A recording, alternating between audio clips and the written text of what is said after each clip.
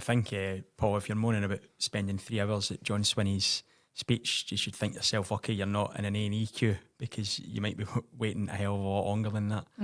Apparently it's better than it is in Wales, though. Well, this has been... That's some comfort if you're, in a trolley or, in a corridor for 5 hours. It's worse than Cardiff. This has been the SNP's mantra on a lot of things. Oh, it's slightly better than things down south. It's slightly better than things in Labour-run Wales.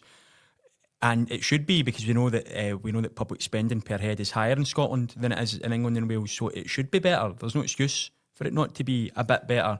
But, as you say, it's kind of scant consolation to those who are going through the system. I mean, this is something I think all political parties have become really adept at, and it's kind of pretending that they've not been in charge for, the last decade, or in the SNP's case, 17, 18 years, as if to say, right, now we're going to sort it.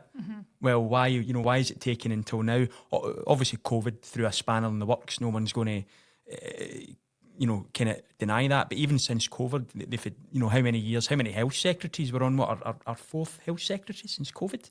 I mean, that's not great either. There's no... And the current one is on a shaky peg. Well, I mean, this is the thing. The fact that John Swinney's had to step in, he says that he's taken over. Well, what is Neil Gray doing? Yeah, you would expect the NHS recovery plan to be announced in Parliament by the Health Secretary. The fact that it's John Swinney doing it is just further proof, because he told me in an interview a couple of weeks ago that he's effectively taking the lead now on it. So, I mean, what is Neil Gray's role? Either John Swinney is a control freak, or Neil Gray is completely discredited, or both.